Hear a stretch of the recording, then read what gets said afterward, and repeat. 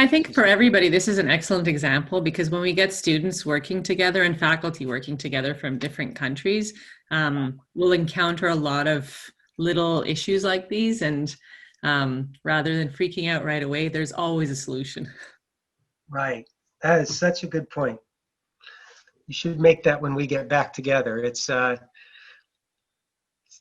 such an interesting thing. You know, you talk about building up tolerance and resiliency and learning to find alternative solutions. Man, technology is such a good teacher about that. You always are, especially in something like this, and it grows exponentially as you're working, you know, in multiple places. But like Shanaz, like you were just talking about, you know, a workaround for students who don't have it at their home, you know, internet access. So you figured out a workaround solution. Yeah, there's always a solution. I strongly believe. Yeah. If people are willing to. Yeah. Yeah. The willing. Yeah, that's something question mark. Not everybody is. That's right. Right. Right. It's interesting too. I mean, my own experience has been probably that students sometimes in some of the developing countries that we've worked with have tremendous talent in finding workarounds for stuff. When I was over in working with Tibetan students, I can't believe the workarounds for figuring out how they could get internet access, you know, and, you know, they've got a lot of practice and they figured it out. It's really cool. Yeah, exactly. Yes. Enrique, I'm proud that you figured out a workaround for getting your video up. We'll show that in one more. I'm proud of myself. I must confess. I've never done that before. So, first nice step. That's right. That's right. And I agree with Natasha. This is the little issues that we all have encountered during our online courses. Sometimes it's the platform, sometimes it's internet speed, sometimes it's the microphone, sometimes it's something, but you never go clean out from a class with the technology. You never get out clean.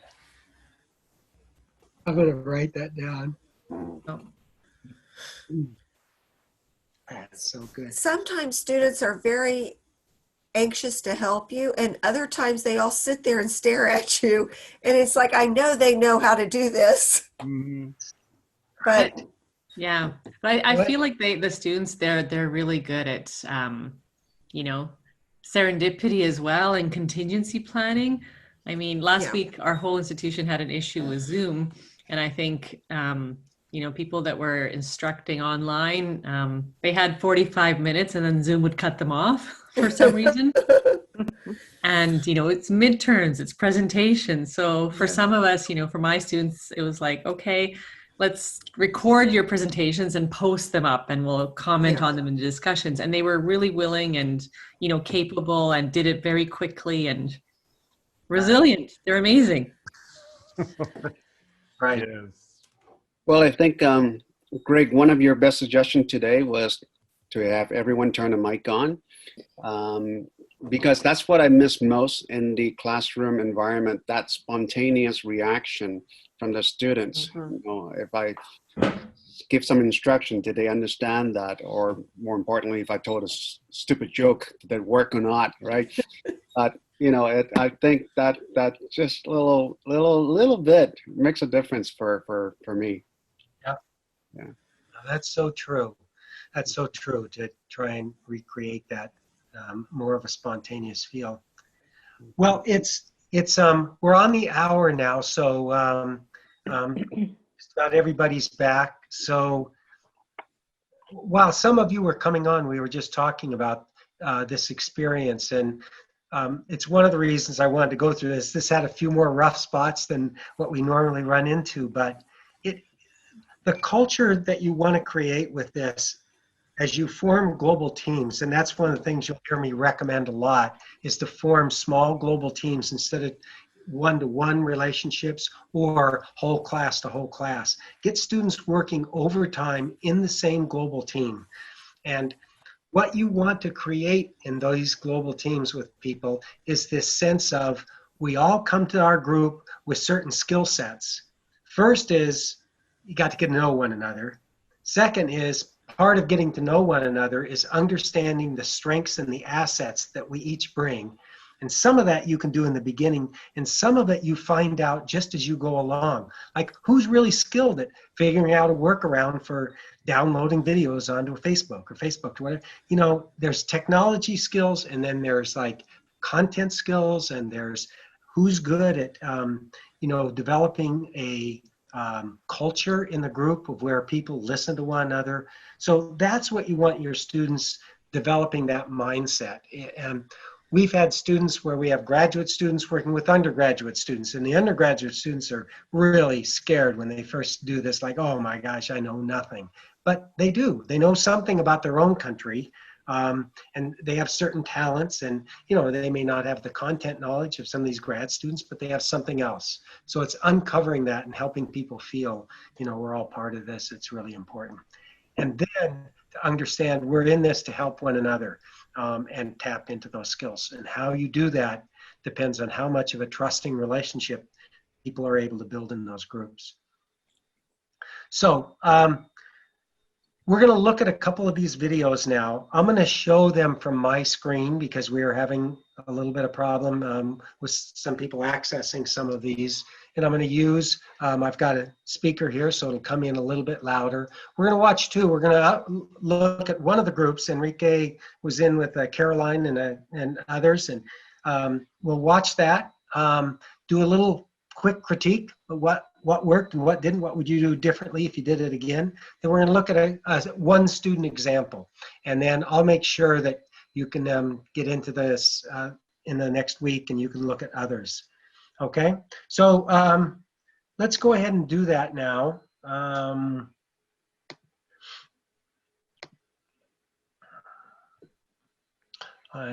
going to minimize that.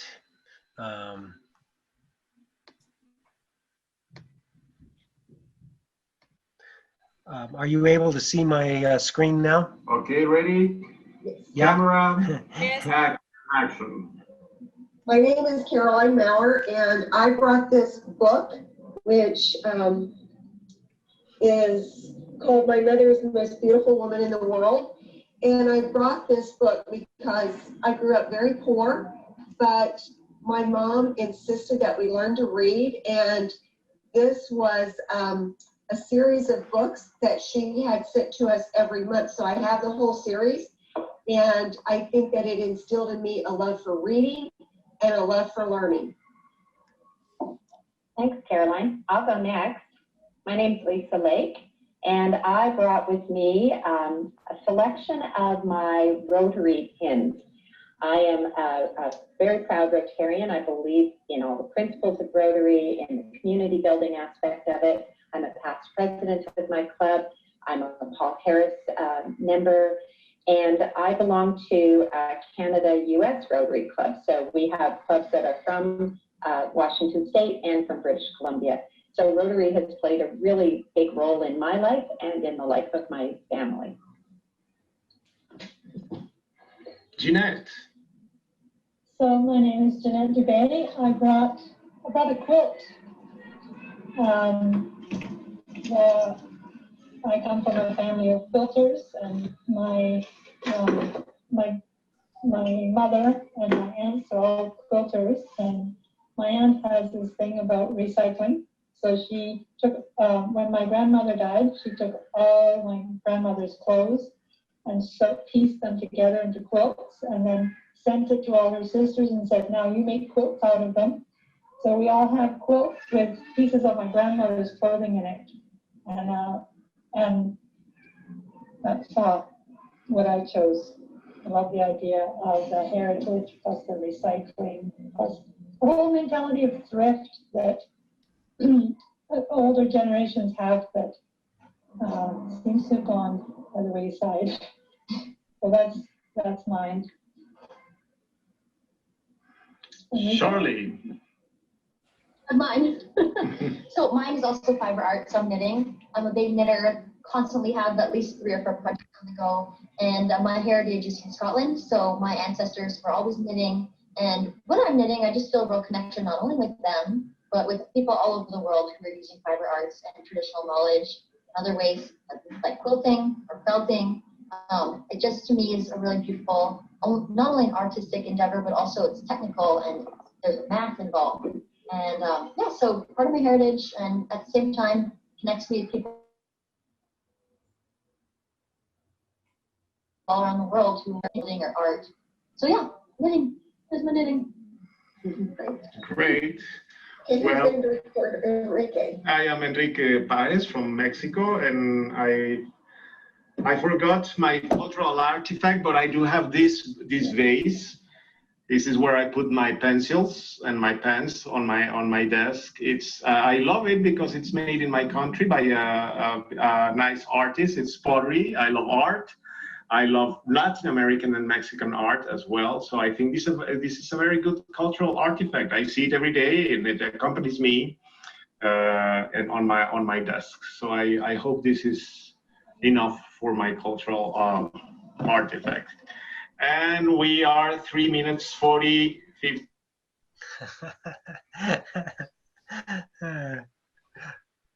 Awesome. Last time you were here, you were talking about, and I say this to you every time, and I mean it, and we've talked about this, you are a very attractive person, and yet you find fault with your anatomy. Yeah. In specific ways, which did you get it? Yeah. I don't think that was part of your tape, was it? No, that was like a different channel. You're swapping or something like that. So what did you, that was the first time through, probably you all have seen it, those in that group. What would you say about what you saw with your introduction? And imagine this is you introducing yourself, of course, to the other half of your global team, which is the folks here. What would you like about it? What you thought was a strength about the way you did it, and what would you do differently, if anything? And anyone from your group, go ahead and speak up.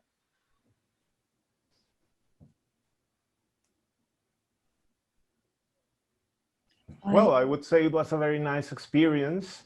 It's also a nice idea, even when you're not doing intercultural courses, to invite students to show something significant for themselves. Either it is from another culture or from the same culture, but it is significant for your family, for your person, for your loved ones, for whatever. I think it's a very good introduction dynamics. It's kind of an icebreaker, and that's a very good idea. And it talks about yourself. So I think that is what we can learn from this first experience. We couldn't record our concerns, but we can talk about that later. We were 50 seconds ahead of time, so I had to cut the scene. I liked that we weren't introducing ourselves based on our role or our title from work, that it was something more personal. Because I think so often when we do go into any kind of a situation, we tie our own kind of our person in with what we do, not necessarily who we are or other aspects of our lives. So I liked that it took us away from that a little bit and allowed us to talk about something else that was meaningful. Right. I like that it gave us a deeper understanding of the person rather than just a title or something, but we know a little bit about each person and what's important to them.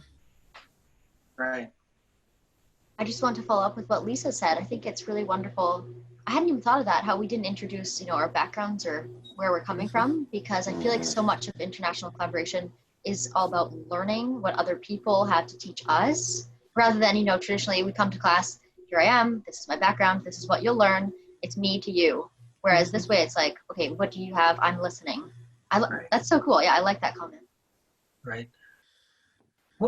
One thing I find really interesting, and you'll see this with the students too, and you all did it, is very quickly you're talking about something pretty personal. Somehow having some object puts it, makes it easier and maybe brings up our memory about something that is important. And one thing each of you did, I thought really well, was you talked about that object in terms of what it means to you. You know, whether it's bringing in your family, like you brought in, Caroline, about your family and your mom, and I learned something about you, or, you know, Charlie, you were talking about your, not just about knitting and what that means, but there's a connection not just with your culture, but internationally. And I learned something that's important to you.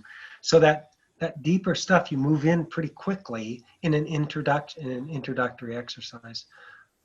One other thing I noticed just in terms of process that I thought was really good. First, all of you in terms of your camera presence, you know, you're up there, you're clear, you know, you're on a horizontal basis with the camera instead of any of this kind of looking down stuff. All of that was really good. And also you went into it with some level of organization. You knew ahead of time how you were going to start off, or Enrique, you played a facilitating role to move it along, and there weren't these kind of uncomfortable in between things. And a really nice thing, people often ask about synchronous versus asynchronous, and people are often thinking, well, we really want to do synchronous all the time. And this is an example where asynchronous can be a real advantage, because let's say you did that and you didn't like what you came up with, you thought, our organization of it where it wasn't very good. The students can do it over again and improve it. And then the third thing I'd say about this is that this ability to critique something because you have it recorded helps the practice process. So this was a simple thing, but I do this on the cultural artifacts, just like we're doing here with students. I have them critique. First, they self-critique, like what you just did. What we like and what would we do differently? And then they have other opportunities in which to make videos in the future and exchange them. And it makes this asynchronous work, when you're many time zones away from each other, powerful and a good learning experience, and they get better and better at communicating with each other. And that's what you're trying to do. So that pretty soon it starts to seem a little seamless. You know, when your exchanges with students in Thailand, for example, students may have a group meeting, they're half of the team, and then they do a little summary and say, here's what we talked about, and they send that, and the Thailand students then see it, and they send something back, and it starts to feel more like a conversation. Any other comments about what you saw with that video from anybody in the group, in or outside the group?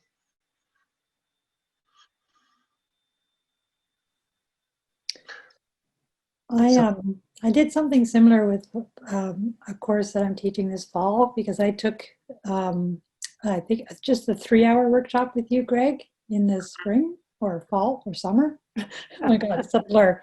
And I took this, instead of an artifact, I had them talk about a place, a favorite place, because it's an environmental course, a natural place that they like to go to. Yeah. And yeah, it just went past, hi, my name is this, to right into the real stuff. Yeah. And it just set the tone for the course. And we discovered all these things that we have in common and all these amazing places in the lower mainland of Vancouver to go. Yeah. And also that everybody, there's a huge contingent of dog lovers in the course. And so suddenly now we have something in common. That's great. Yes, that's great. That's really good. Okay. We're going to move on now to the we're going to bring people up here.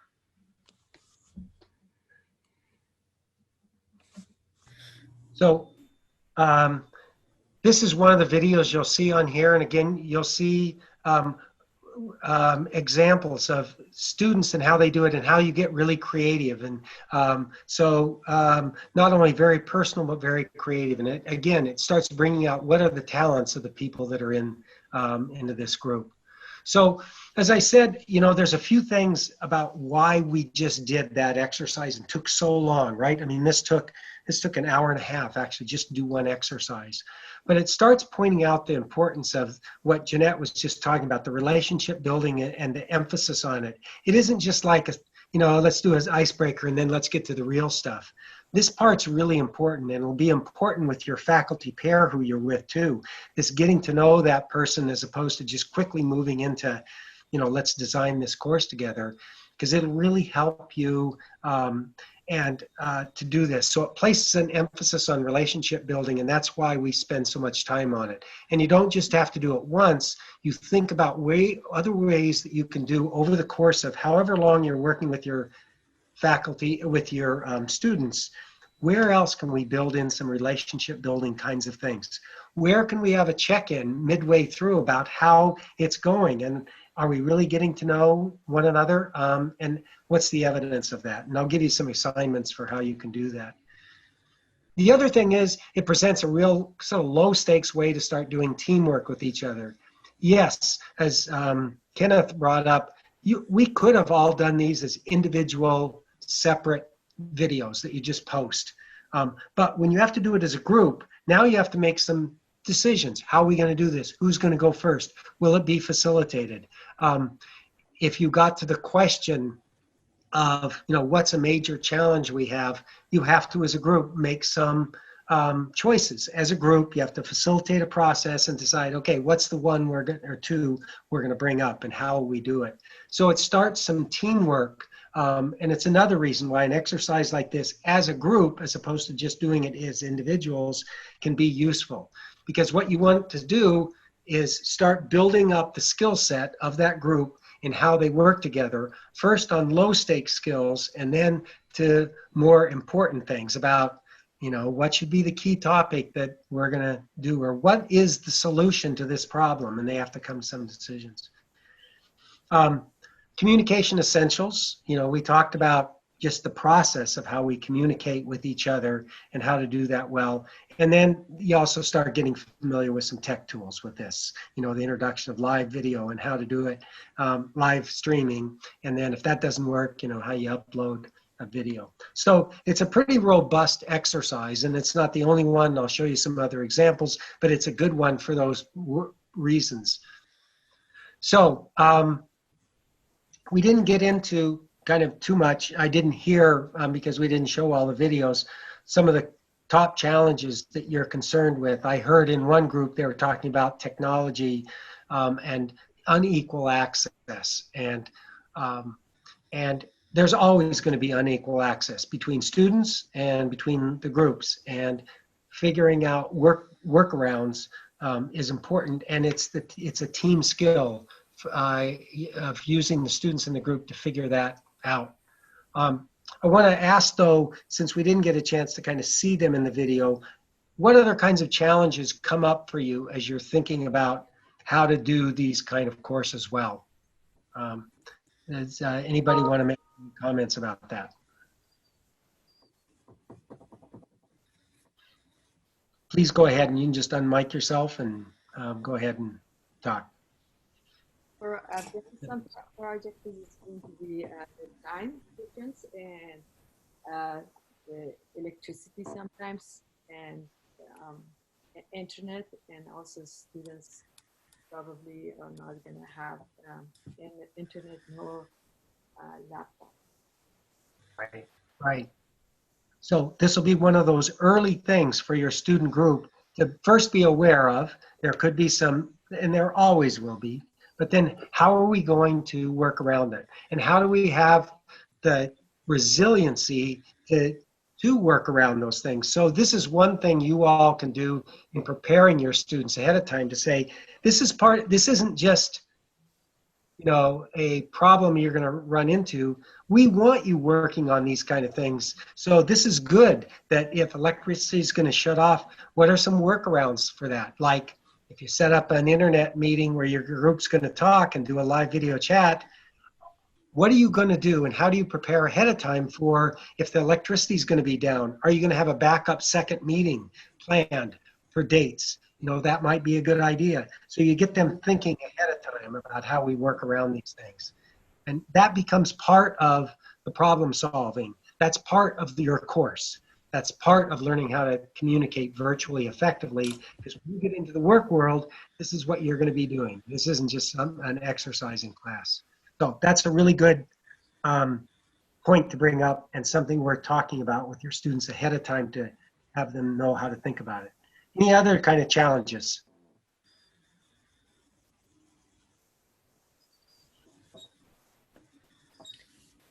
I brought up one in our group because we are doing online now. I'm going to be connecting with my students only once a week for 2 hours. Mm-hmm. And so I've always imagined this kind of collaboration requiring a lot of face-to-face and a lot of facilitation and getting to know your students, so you can see what their strengths and weaknesses are, and I'm not going to have as much access to my students as I normally would. And we're going to be Zooming for 2 hours once a week. So yeah, it does present a challenge, because it almost feels like we're going to be doing this a bit blindfolded. Yeah. Or at least with one hand behind our back type of thing. Right. So a couple things about that, and we'll get more into this in the future workshops. We'll definitely go into that.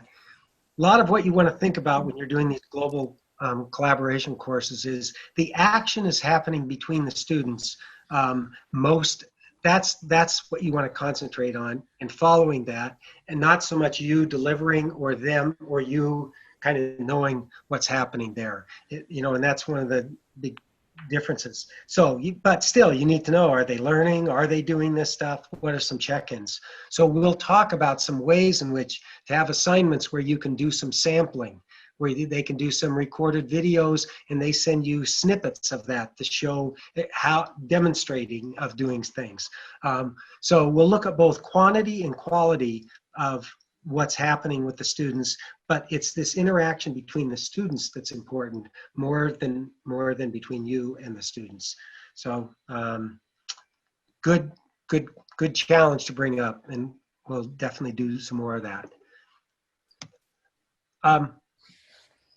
Anything else? Anything people want to bring up?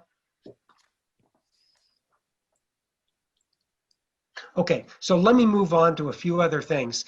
Just to recap what we're doing here. We're really talking about 2 classrooms collaborating internationally. It's not students anywhere, right? So it's 2 classrooms, and you've got you're the initial facilitator, but then you're training your students how to facilitate these conversations. And when we get into talking about group and teamwork, those of you that have done a lot of that with your students will have some things to say about what you've learned. You'll be able to repurpose some assignments that you have to build that with your groups. And as I said, it's students really working directly with each other. You want to keep thinking about how that happens. What you're going to be doing, and we're going to get into this in our next breakout group, is you want to think about what are these shared learning outcomes between you and your faculty. Each of you are coming to this course with your own ideas about content that you want to make sure your students learn. Some of that can be learned together, and that's the shared part of your curriculum. And there'll be some things you'll do outside of that potentially that you're just supplementing with your students. You may have some particular things in engineering. You want to make sure your students get that the shared part doesn't have to do. So everything doesn't have to look exactly the same. You just have to agree on what the shared learning outcomes are. And then you're going to be grading this. Most people do this where it's separate grading. You may agree on something about, we're going to give 20 points and here's what we're going to emphasize that's most important, and you could agree upon that, but you'll be grading your students, they'll be grading their students, and it's credited by their own institutions. So we can talk about some variations of that, but that's the general way in which these are.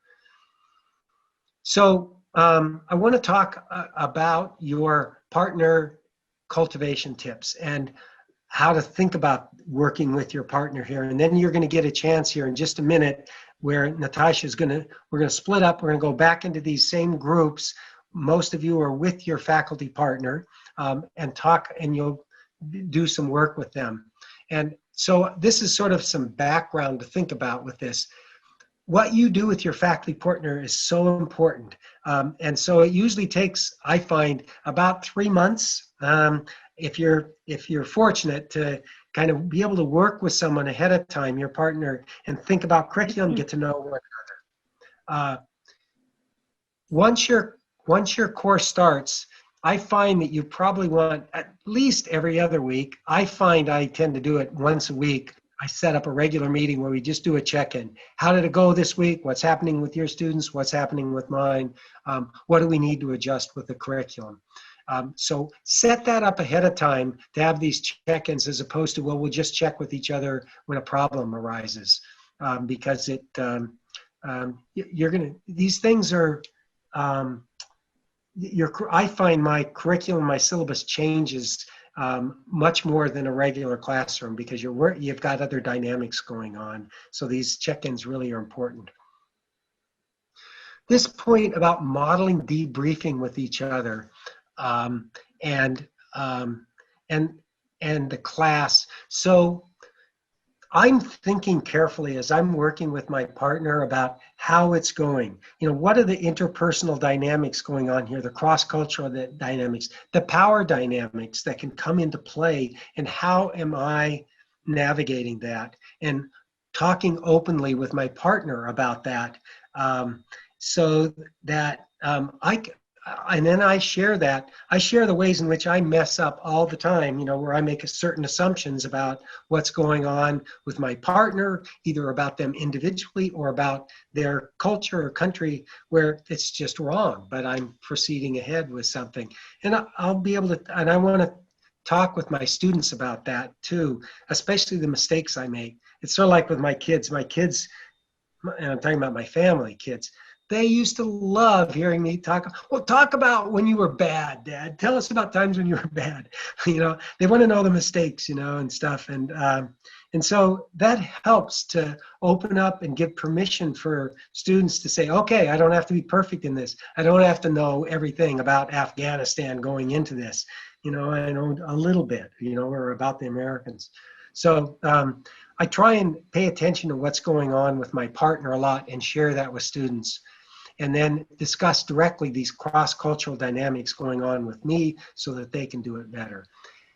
And then the last thing is I find it helpful to develop a relationship with the students in that other country a bit, in addition, of course, with the relationship I'm building with my own students, and have my faculty partner do that too. And there are some things you can do in terms of how you introduce yourself to that other classroom that's good, and it can be helpful. It can give another person in there to be working, and it shows to those other students that there's another person who cares about what's going on in their interactions.